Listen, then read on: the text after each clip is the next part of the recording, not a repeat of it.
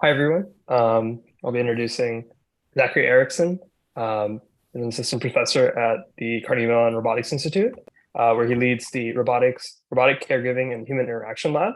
His research focuses on developing new robot learning, mobile manipulation, and sensing methods for physical human-robot interaction in healthcare. Zackory received his PhD in robotics and Master's of Science in Computer Science from Georgia Tech and a Bachelor of Science in Computer Science from University of Washington, Crosse. I'll now give Zackory Erickson the floor, Professor Erickson the floor, to start the show. All right, thank you, Krishna. So hello, everyone. Maybe I'll share my slides since I think we're starting with a talk, huh? All right, so hello, everyone. Today I'll talk a little bit about, actually the title is a little bit wrong. I'm mostly going to talk about wearable sense, the last two things, wearable sensing and teleoperation in the pursuit of these things called robotic caregivers that my research group looks at and aims towards developing. And maybe we'll touch on a little bit on robot learning at the end. So I'm an assistant professor at CMU in the Robotics Institute. I've had the pleasure of mentoring several RIS students. So for those of you who are watching and you're interested in joining the RIS program, which is a summer RU program, I would definitely encourage it. It's a lot of fun. We've had several students go through my own research group, many of whom are now PhD students themselves or currently applying to PhD programs. So it's a great opportunity to lead you into looking at like graduate research. It gives you an opportunity to do kind of graduate level research as an undergraduate, kind of see if is this an area that do you like? Do you like robotics? Do you like machine learning, AI, these sorts of things, all different types of topics that we touch on here at CMU. So my own research group looks at this topic called robotic caregiving, and it's really towards this goal of how can we develop systems that empower people. And this could be older adults who are living at home but need a little bit of assistance. This could be people in a nursing home or in a hospital facility, and can we provide assistance to these individuals especially with these things called activities of daily living, so helping eat food, getting dressed, cleaning their body, essentially staying independent. And then this can also be our nurses and caregivers and staff members that are incredibly important. Unfortunately, we generally don't have enough of them, and there seems to always be a shortage of exceptional caregivers. And so also looking at, can we give caregivers more time, empowering caregivers to do more, to interact with people more, giving back some of their time throughout their day, or just giving them some relief, especially if a lot of caregivers are family members or friends who are helping take care of a loved one.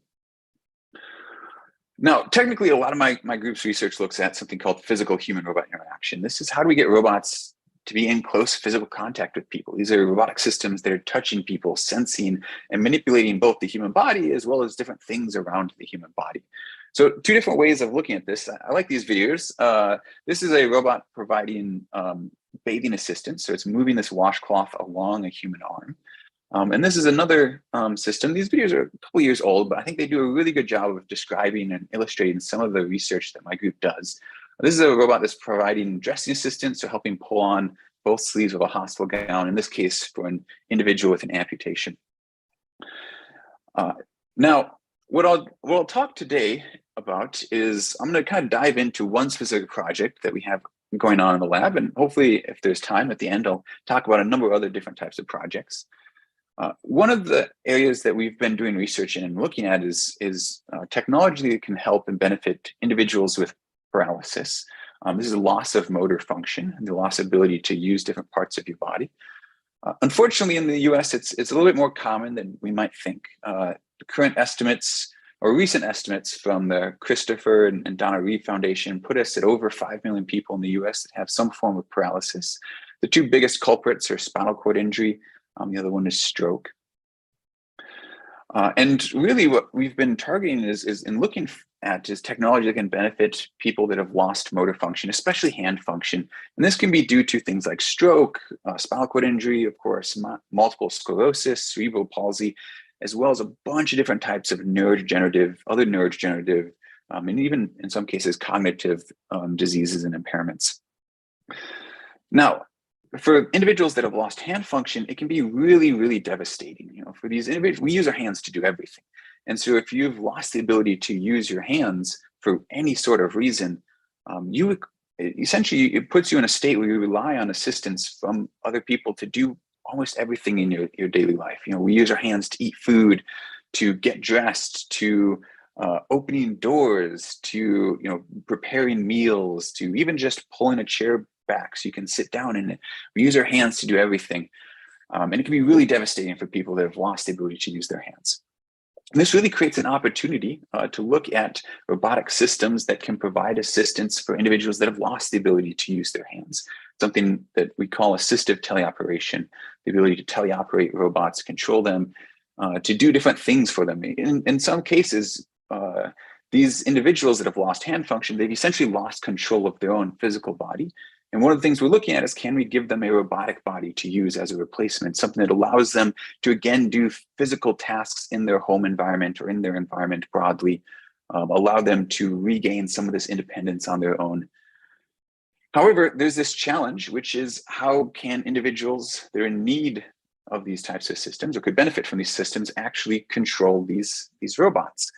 The kind of unfortunate irony here is that many of these individuals could really, really benefit, probably in many cases the most, from having the ability to control a robot in their home. But unfortunately, all of the interfaces that we develop to control robots aren't accessible to them. They can't use a keyboard and mouse or a joystick controller or VR controllers. And so there's this sort of situation where we're looking at, although they could really benefit from the ability to control and get access to these types of robotic systems, they don't technically currently have the interfaces for doing so. And so what are some of the opportunities to overcome that? And this is one of the major thrusts in my research group, is looking at how can we develop these sensorized clothes that allow people to embody robots. So really the idea here is that while you have these clothes on, you put them on in the morning, and while you're wearing them, it gives you the ability to control robots and other physical devices in your home environment or the space around you. So some of the benefits of this is that these are things that are always on and they're always accessible. That are also imperceptible. So if they're on and they're available when you want them, but also if you don't want them, you don't need them, you don't have to think about them anymore. Ideally, they're just sort of your clothes. They're not a bunch of expensive or heavy equipment that we're putting onto the body that's weighing you down and feels very cumbersome. And the other aspect of it, it's oftentimes very direct and intuitive and personal. It's sort of an extension of your own body to control things in your environment. So what I'll talk about today is one of the projects we have going on in my group that are working towards this idea. And what we've been doing, one of these projects, is developing this thing called high density electromyography, or EMG, for control of these things we call mobile manipulators. They have a mobile base. You can think of that as like a Roomba, as well as a manipulator. So they have the a hand or a gripper. They have the ability to manipulate, grasp, and change things in their environment. And we've been looking at how can we develop clothes that allow us to capture what are called residual signals, or some of the signals remaining in an individual's body, even though they might have lost the ability to activate muscles and move different parts of their body. There are still signals being passed throughout their body. Can we capture some of those signals and relay them over to a mobile manipulator robot? And so you can see in this example here, there's kind of like this highlighted sleeve of an individual, and that is, in this case, one of the high density EMG arrays that we're building. So this is an example of some of this work. You'll notice this individual is performing these different types of gestures. We're capturing those gestures using this wearable, and we're mapping it over to a robot. And this individual is trying to grasp a light bulb on the countertop and screw it in to turn on the light bulb. So again, performing this kind of dexterous manipulation with this robot using just hand gestures. Now, I want to talk a little bit about some of the underlying principles of this before I dive into what we've actually been building and how this all works. If you're not familiar with what EMG is, electromyography, it's this concept of how do we capture electrical signals throughout the body. So motor neurons in our nervous system transmit electrical signals from our brain throughout to our muscles, and that causes our muscles to contract. And EMG is the way that we use to capture this electrical activity, oftentimes in voltage in the muscles, And the way we do this is by putting electrodes onto the skin. And this connects into this concept of what are called discomplete lesions. And so what we've been really targeting a lot of this research for is individuals that have a cervical spinal cord injury. So there's a couple 100,000 people in the United States that have a cervical spinal cord injury. So that's an injury of their spinal cord along their neck. And typically, not always, it varies by person to person, but typically an injury along the neck will cause either quadriplegia or loss of motor function below most of the body below the neck. Now, for many of these individuals, they might have what's called a clinically motor complete injury, which means that there's no muscle function below the site of injury. Yet, despite the fact that there is no muscle function, so an individual thinks of bending their wrist and nothing happens, their wrist doesn't bend, despite the fact that many individuals have what's called a clinically motor complete injury, in fact, many of them are better classified as discomplete lesions, which essentially there's evidence that there is still residual myoelectric activity. There's still residual electrical impulses being passed throughout their muscles. It's just not enough electrical activity to activate a muscle, but there's still a little bit. And what we can do is capture that little bit of electrical activity and use that to control other types of systems, in this case, robots. So what we do here is we develop this high density EMG array. You can kind of see this here. It's 64 different electrodes. We designed this in lab. We use these what are called conductive hydrogel electrodes. They're kind of soft, squishy. They can form to the skin a little bit. We designed these into an array. It's a flexible printed circuit board, and we can wrap this around the human limb. And now, when we do something like that, the question is, well, what does that data look like? What data do we get off of this device? So this is an example of what we could see from this type of wearable. If an individual that's wearing this HDEMG array performs a wrist radial deviation, so they bend their wrist as shown here on the slides, we might see a signal from this device that looks kind of like this. Here, each pixel represents an individual electrode on our array, and the color represents the intensity of the electrical signal that we're measuring. Now, if we can do this for one wrist gesture, we can do it for a bunch of different types of wrist and hand gestures. And so here's a bunch of different types of gestures, as well as corresponding patterns that we can actually sense from this array. You'll notice that there's some interesting patterns here. They're all slightly different and distinct. That's what allows us to do classification and distinguish these different patterns. And then what we're able to do is take these patterns and map them over into control of a robot. So here's just an example of this. An individual, you'll see this individual performing different types of wrist gestures. And then on the right-hand side, we're visualizing the actual raw sensor data that we're getting from this wearable that an individual is wearing on their arm. On this specific task, the individual has the robot holding a granola bar, and they're trying to bring it to their mouth to take a bite. So the way we do this is we train this thing called a gesture recognition model. We have participants come in right when they come into lab. They perform a bunch of different types of gestures. They follow along the sequence, as you see here on the video. And they do this for about 10 minutes. So we capture 10 minutes of data of them performing different types of gestures. And with this data, we're able to train these personalized gesture recognition models. It's a model it's designed specifically for them, and it's not clear if these models will generalize to other individuals, but it does work very well for them. In fact, we're getting, in many cases, right after we train this, the activity recognition, or the recognition of these different types of gestures, is well over 99%. So there's very low error rates when we do train these models, so we can very reliably recognize these gestures when individuals are performing these. Here you'll note that all of these individuals have the ability to move their wrist, but there are a number of papers showing that even if they have lost, if you're doing the same type of research and evaluation with individuals that have lost motor function, you can still capture different types of signals that correspond to different gestures. So once we capture these different gestures, we then map them over to control of a mobile manipulator. This is just a kind of a diagram showing some of that mapping.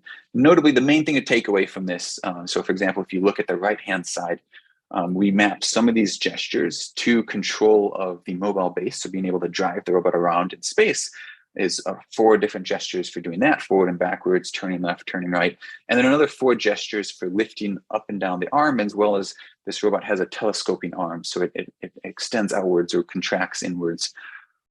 And so these different types of gestures allow individuals to control this robot, drive it around within the space, as well as move the gripper around and grab different types of objects in their space. From this, we conduct a human study, and this is true for most of the research in my lab and my group. We conduct a lot of research with individuals. We do some studies with individuals at the university. So these are mostly college students and other types of able-bodied individuals. We also bring our systems out into the real world. We do studies with older adults, people with different types of disabilities.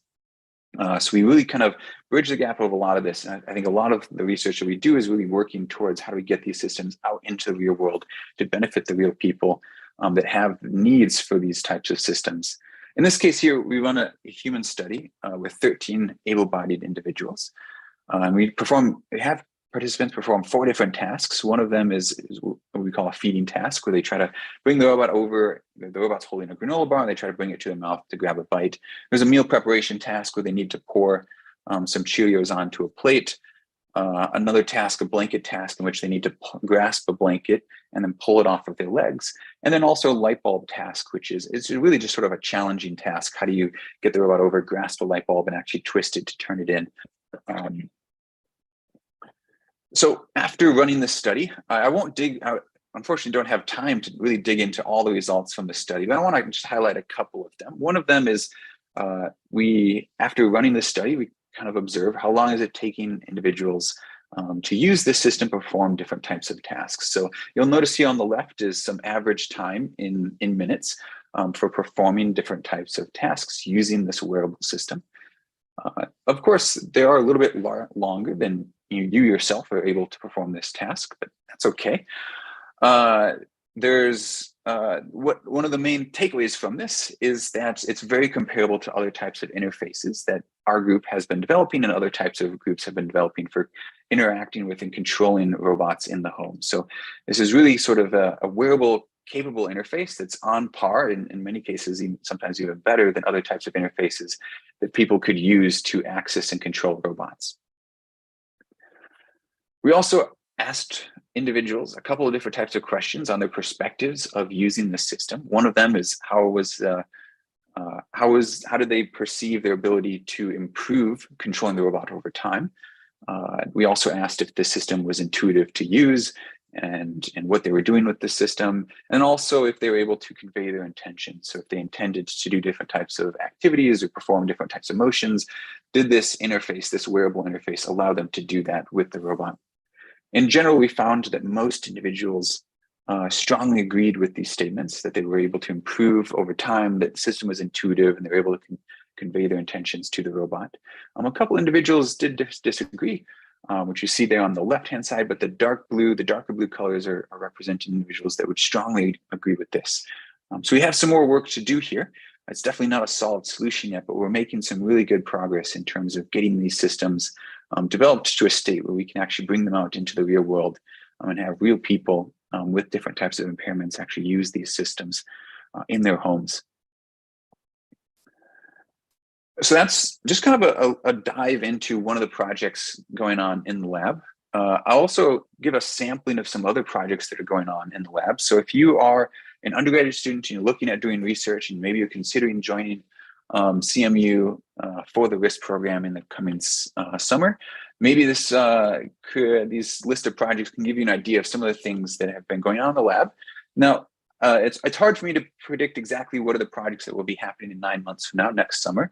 But a lot of these projects that I'll share, many of these projects prior RISC students have worked on in the lab. So we can kind of give you some insight into other things that students have done in the lab. So a couple of years ago, we've, and honestly still today, we do a lot of work on how do we simulate robots interacting with people. There's a lot of benefits for this. One, it's a safe environment. It allows us to do things that are repeatable. And it really allows us to kind of develop and deploy robotic systems in a safe environment, really test and push them to their limits to see what they can and cannot do around people. So we've spent a lot of time building up simulators that allow us to simulate robots around people. And then we also really look at using these simulators to do cool and interesting and impactful things around people. So this video here on the right shows some work.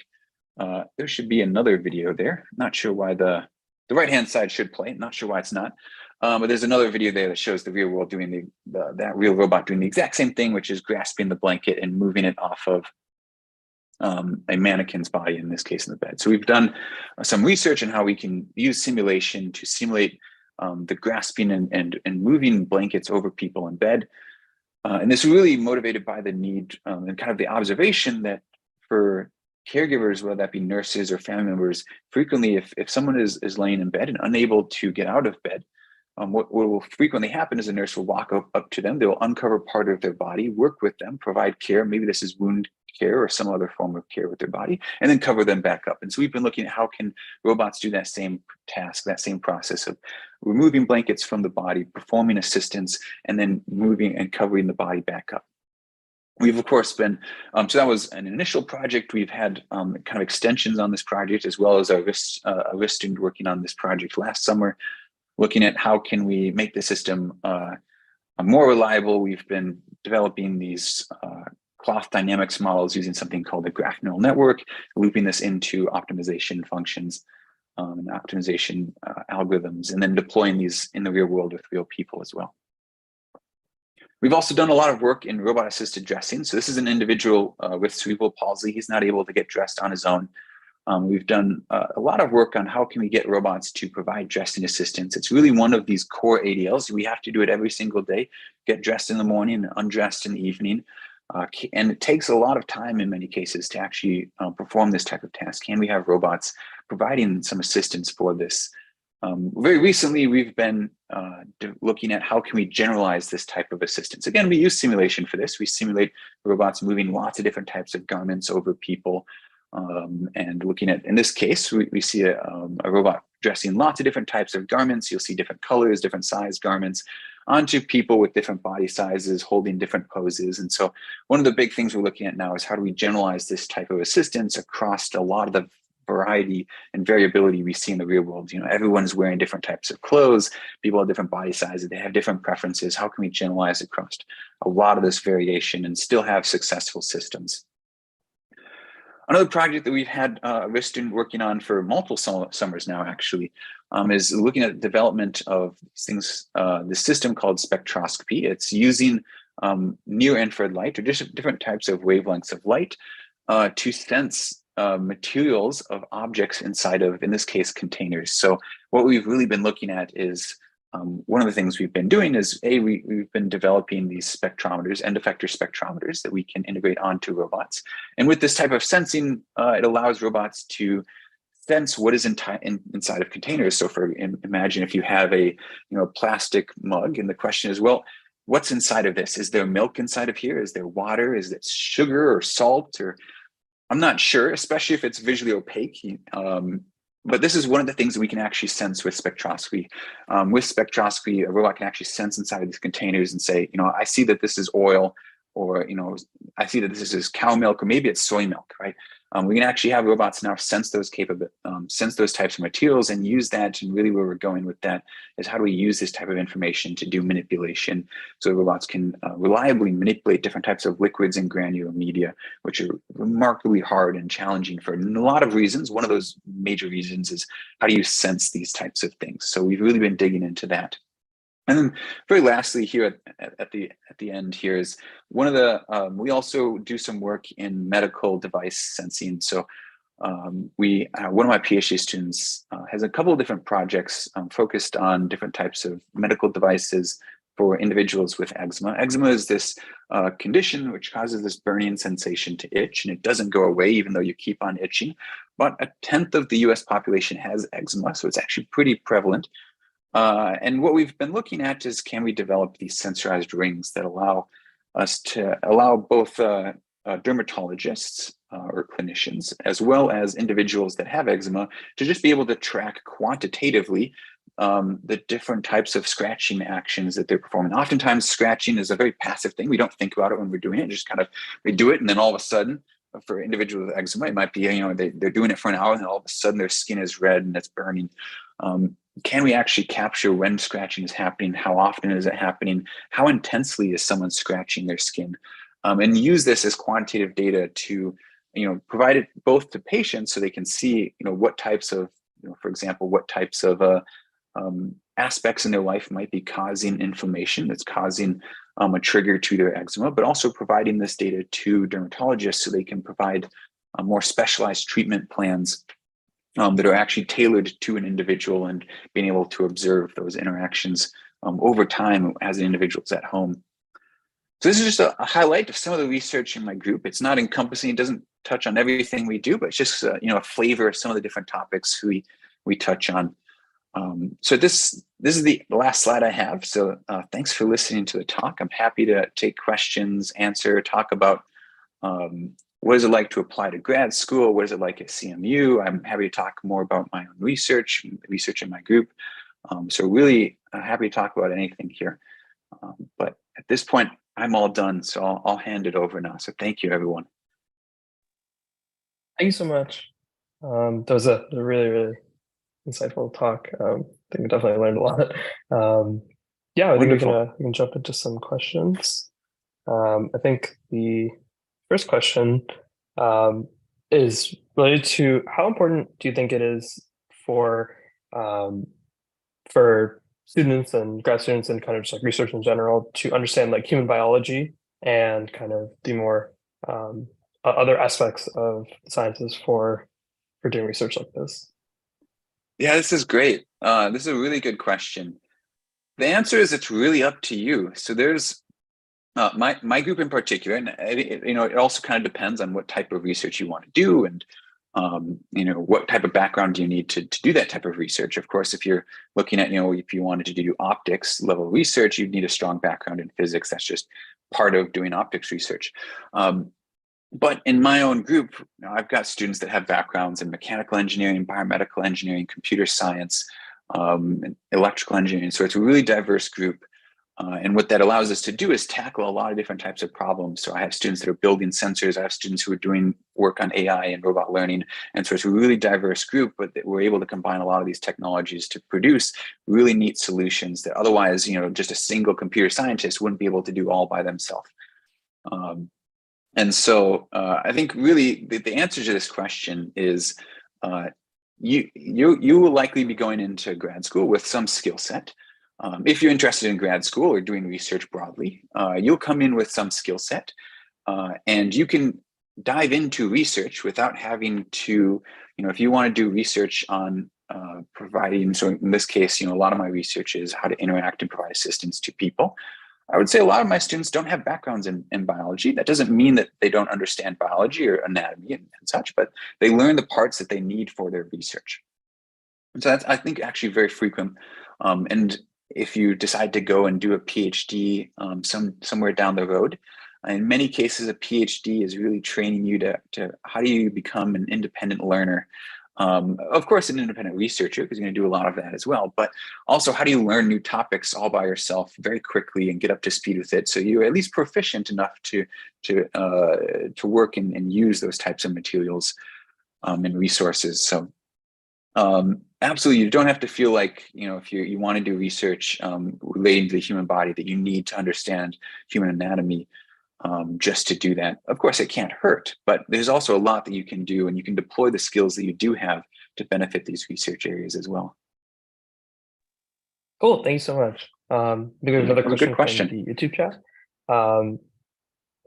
Firstly, for applying to graduate programs in medical robotics and medical jobs, do you have any recommendations for what some good personal projects would be for like portfolio or that type of thing? So the question is it personal projects in preparation for like graduate programs? Yeah, for graduate programs and for like medical robotics jobs. Yeah, okay. It depends on what you want to do afterwards. So if the goal is to get into a research, if your goal is to get into a PhD program, you'll really want, or really any research-based graduate program, having prior research experience is a great starting point. It's more than just a personal project. It's really important to have an advisor who understands how to do research, who's gone through that process in the past and can help guide you through it, hopefully successfully.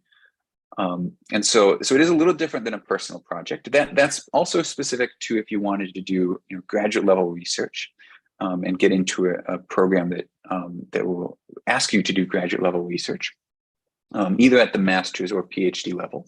There's of course also master's programs that aren't research based; they're purely course based, and so the answer might differ quite a bit there. In terms of like personal projects. And also this may be true for industry. I have less experience in terms of what would be required for industry, especially because it will differ quite a bit from company to company. But in terms of personal projects, it also slightly depends on your background. So if you're coming from a computer science background, you might be wanting to look at some things like data analysis or machine learning, AI can be really helpful. That's also true for industry or graduate school. You might be interested in dabbling in simulation if you're wanting to work with the human body. We do a lot of work in simulating the human body. It's not easy, it's remarkably hard, but it does give us a little bit of freedom. It's very difficult to work with real people, especially in a clinical context. And there's some risks associated with that. So simulation gives us some freedom to kind of explore ideas in a little bit freer context before we figure out the right ideas that we actually want to deploy with real people safely. If you're coming from a mechanical, electrical background, it might be a very different type of skill set in personal projects that you're looking at. It might be things like, building a new type of wearable or using wearable data. And can you use it to do things like gesture recognition or different types of health analyses, right? So, can you build a new type of wearable on the electrical side, or maybe it's a mechanical system that you're looking at building and designing. I will note though, so that's kind of all in the personal projects. And one way to get started is if you're not familiar, if you're really thinking about what would be some good personal projects, I would also encourage you to reach out to faculty members you might know at your institution and brainstorm with them a little bit. What might be some interesting projects to do, even if it's not from a research perspective. But if you are interested in a research-based graduate program at a master's or PhD level, definitely encourage trying to do research during your undergrad. It will help you immensely in preparation for grad school. Cool. I think there's a follow-up on that of like how might one be able to get like some experience, exposure to various areas in medical robotics and robotics programs if like the university might not provide as much.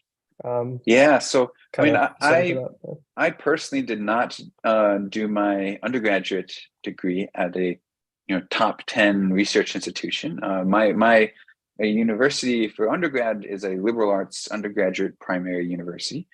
And so I was in a very similar boat. I wanted to do research in, at the time, machine learning and AI. This was back in like 2014, right when the hype of neural networks was starting to get big.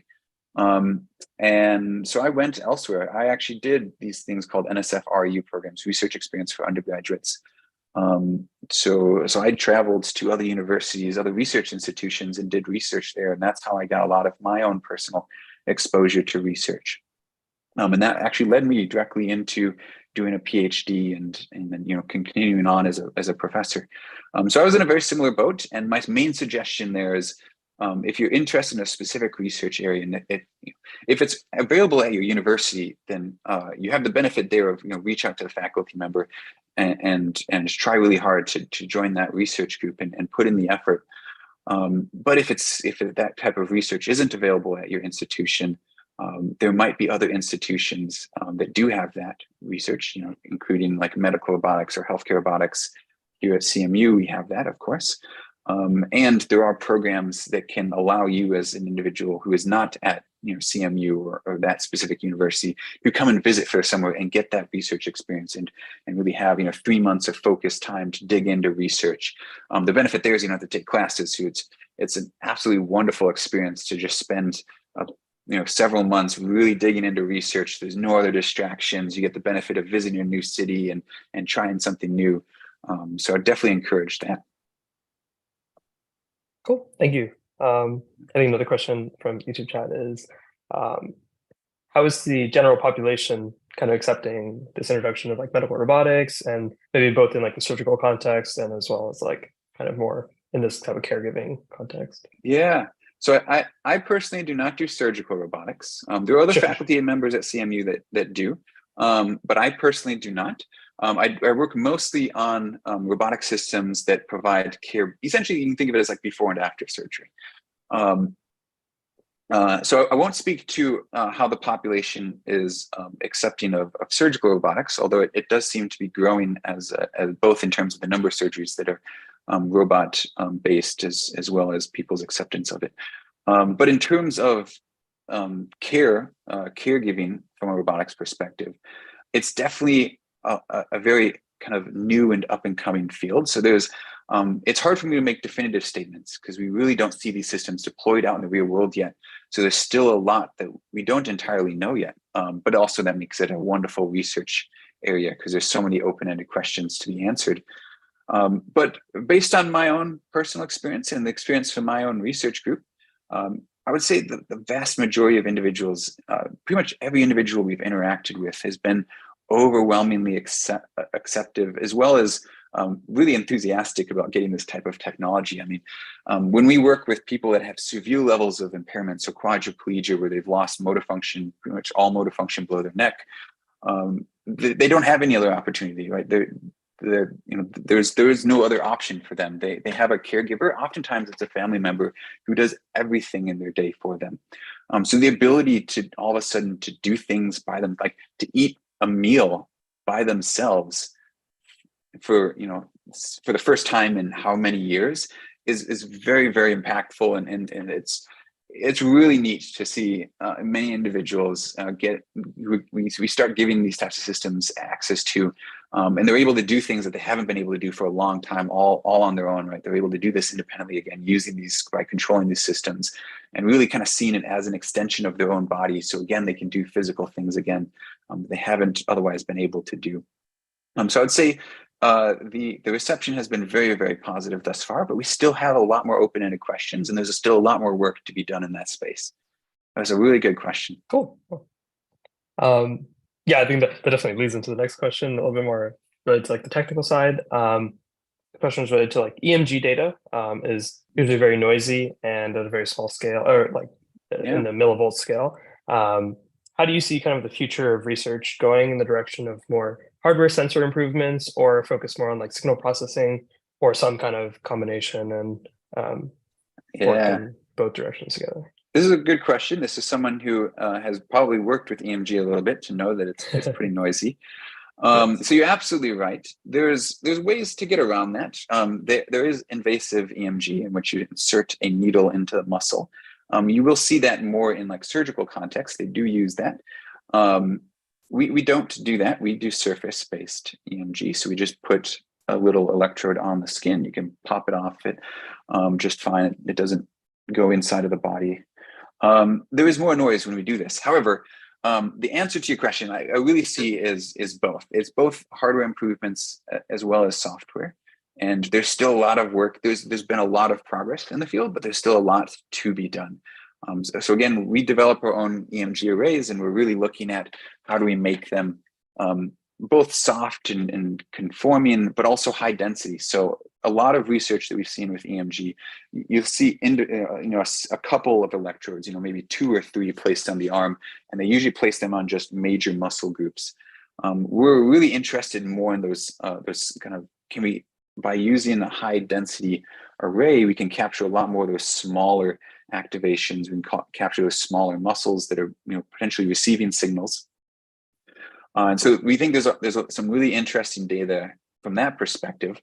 But the other thing that we're doing is we're looking at how do we integrate these into clothing garments. So really the idea is something where you're able to just put this on in the morning, and it's not this big cumbersome system that you're spending hours trying to attach onto your body, and it's designed to be comfortable and worn for an entire day for long periods of time.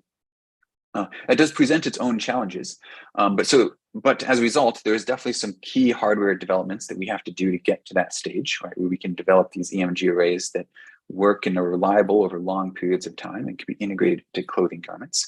But there's also a lot of work to be done in the sensing side. There's only so much, we can't remove all noise from hardware. It's pretty much impossible. So there is definitely a lot of work to be done on the software side, and there has been some good work done there, but we also have a lot more to do.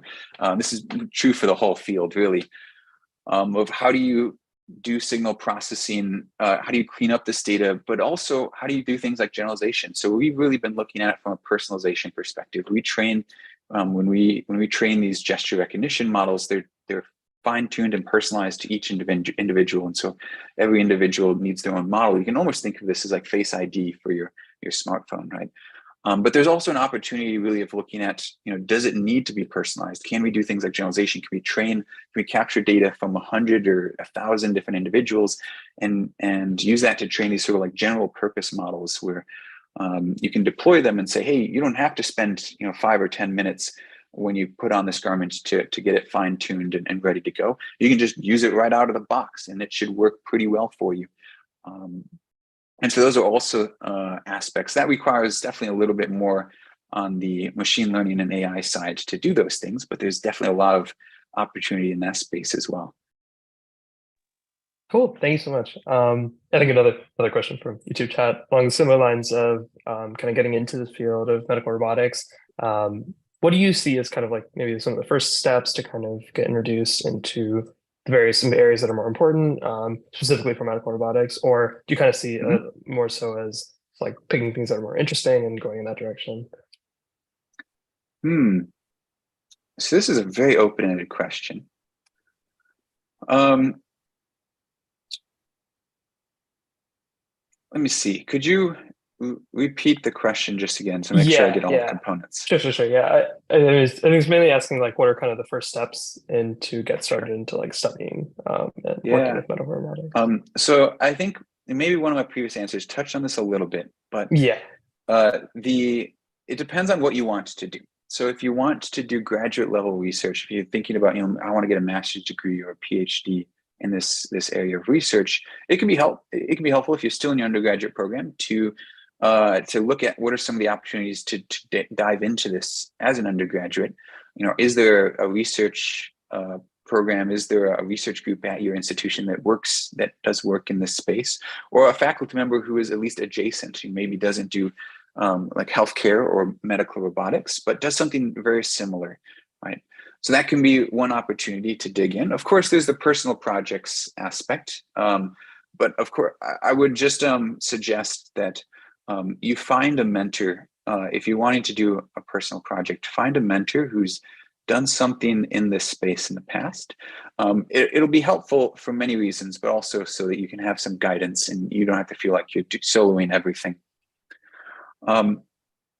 Another option is to do a master's degree in the area of work that you're interested in. So there's a lot of different types of master's programs. And so if you're wanting to get into medical robotics or healthcare robotics, you can join a master's program. That could be at CMU or lots of other different types of universities, and sort of specialize and take courses in your master's program that are geared towards that area of expertise. And so that's also an option. And I shouldn't say it's not like pervasive, every university has this, but many universities have different types of courses that align with the general theme of medical or healthcare robotics. So that could be another option if you're getting close to the end of your undergraduate program and you're like, I want to switch into, maybe I don't have any experience in the area of healthcare or healthcare robotics, or maybe not even in robotics at all. And I'm really interested in this topic, and I'm thinking of like maybe switching into this. Doing a master's degree can be a way to kind of touch and get into these types of spaces. But if you end up not liking it there, it also gives you a quick way out. It gives you a degree that you can use afterwards. And if you don't, really love this field, you don't have to do a 6-year PhD in it. And so those are just some options of how to get into this space. And it really, if you don't have the education opportunities already, definitely look at research experiences outside of your university. And be a visiting researcher at another university if you can. It requires some email and some work to do that. It doesn't happen automatically.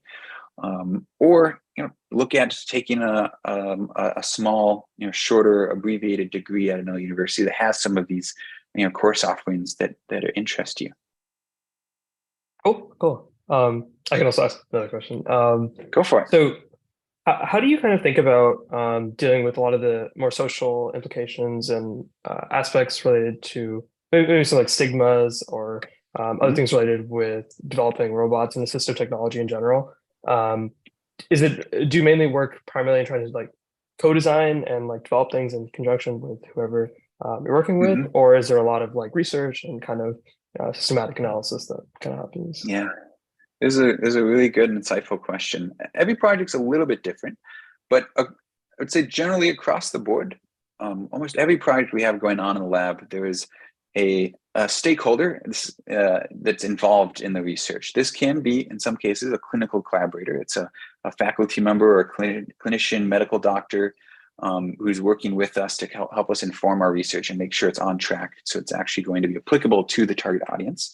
In other cases, we actually bring individuals from the target population. So if we're looking at research that would be employed for people with spinal cord injury, or maybe for people with quadriplegia more broadly, we actually bring those individuals or a couple individuals into the research process also to inform it. So we actually just finished a week-long study with a robot in an individual's home. That individual has quadriplegia, and that individual has been part of the research process as well. So they would inform some of the technology we're building in terms of how do we get this system actually at their home and working for them.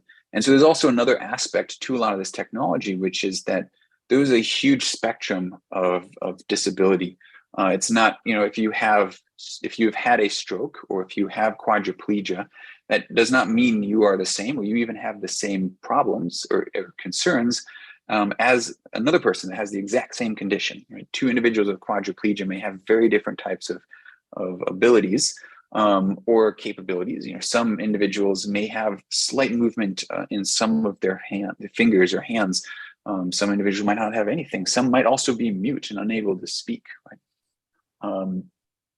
And so there's really a spectrum to disability and impairments. And so oftentimes a lot of this research is also very personalized. So we in many cases, we add a personal touch to this. So a lot of the technology we build, we build it, in some cases, we build it as a general tool to start with, and then we start personalizing afterwards. In other cases, we actually build it very personalized, and then we look at how do we generalize it afterwards. So for example, one of the projects I was describing here today, we first start with it personalized. We train these personalized gesture recognition models.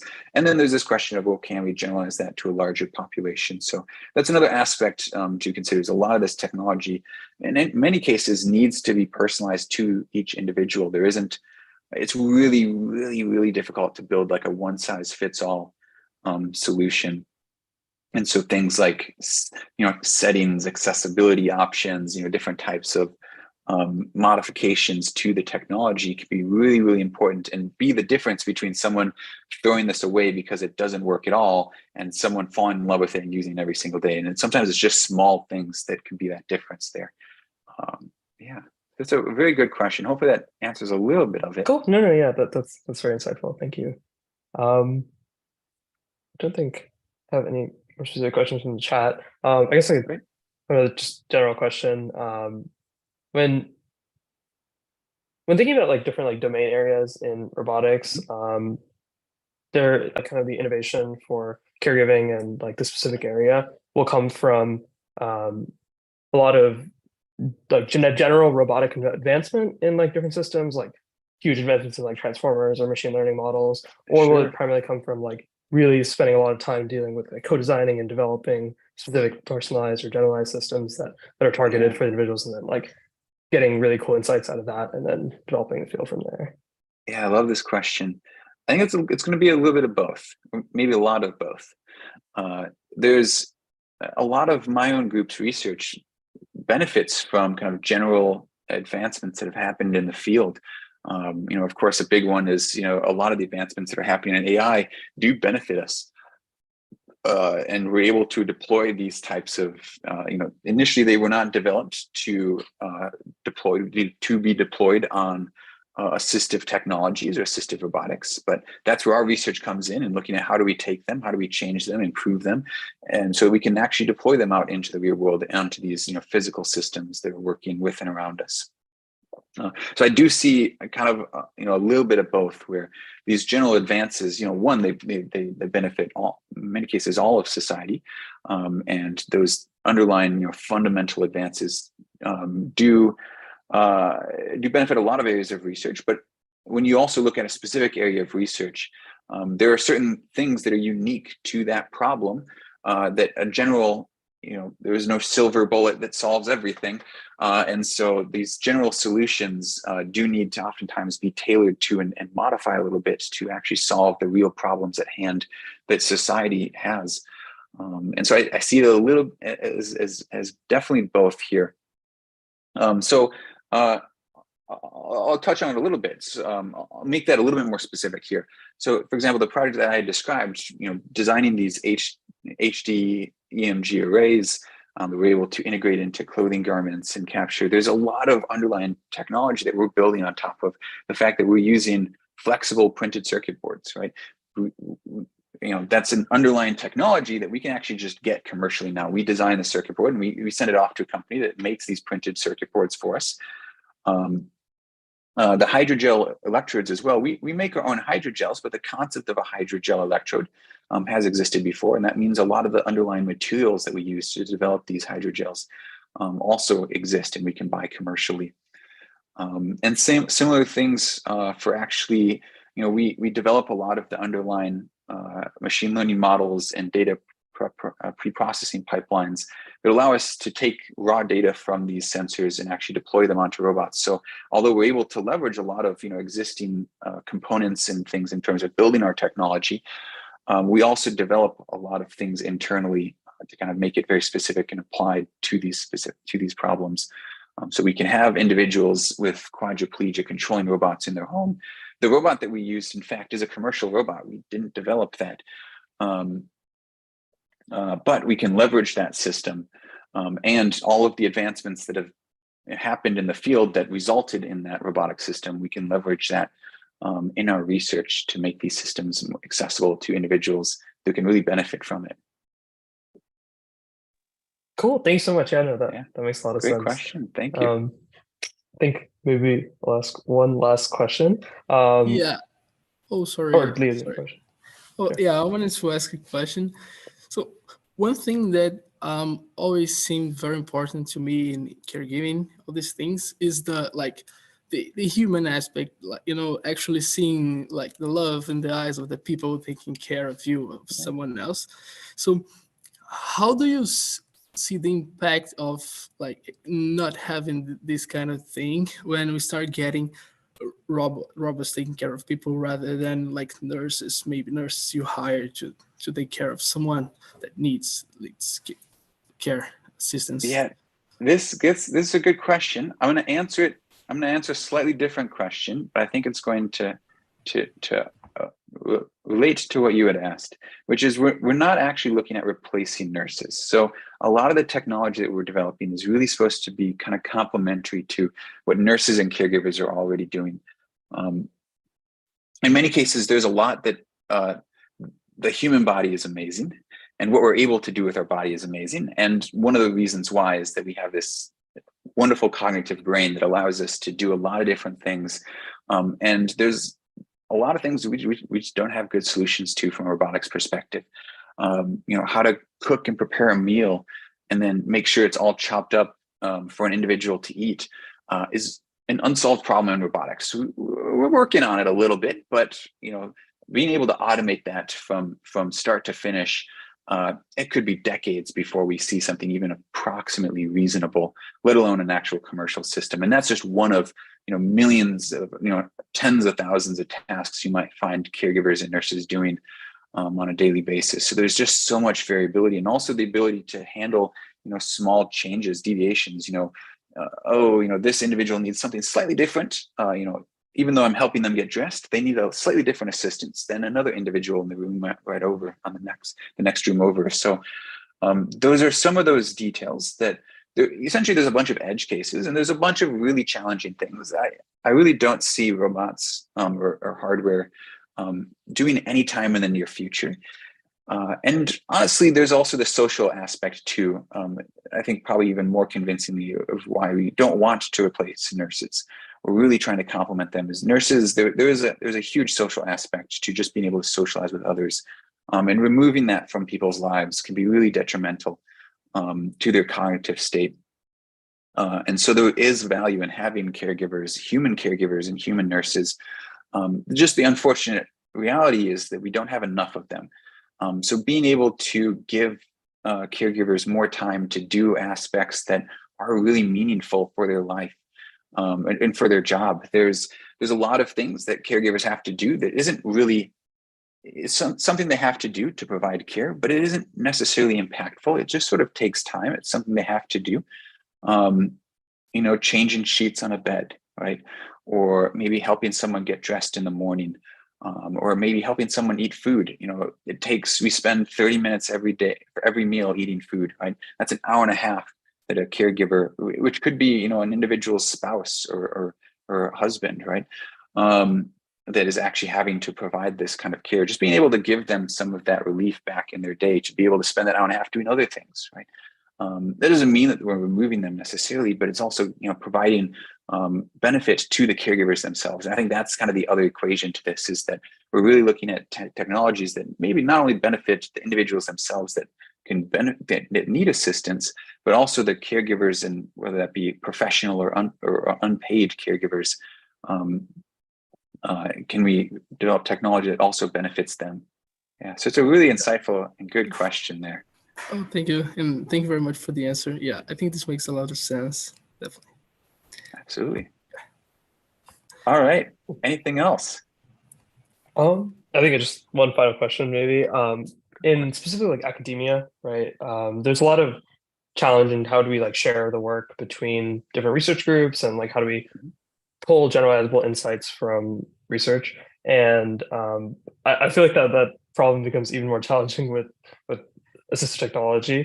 Do you have any thoughts on how one might have approach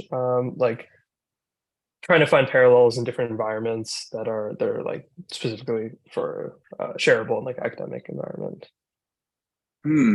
Could you narrow your question a little bit more? Yeah, I think specifically for example, you could use a data set to show that a machine learning model works in different environments, maybe. But is there some sort of parallel for something like that in caregiving and this? Yeah, so I mean, a lot of the technology, we do sort of a little bit of both. So some of the technology we develop is specific to how do we solve specific problems, right? How do we help people get dressed in the morning? How do we help people eat food independently on their own again? We're solving very specific societal problems, and we develop technology that's very specific to that problem and may not be generalizable to other problems. There might be nuggets that are generalizable, but as a system, as a whole, it's very specific. But we also develop technology that is a bit broader. And so I think, at least in my group, we do a little bit of both here. So for example, at the end of my talk, I was talking about some of these systems where we're developing new types of sensors, spectroscopy, into robot end effectors that allow them to sense inside of containers, to sense, is this soy milk or regular cow milk? And can I know that before I pour this into a bowl, or before I try to microwave it, or I'm just pulling something random out of the fridge? What am I getting, right? So a lot of that technology, while it definitely has an application in healthcare, and we do ground a lot of that technology into home or assistive or personal robotics applications, it's also broadly applicable in terms of that same technology can be used in a manufacturing context where they're developing,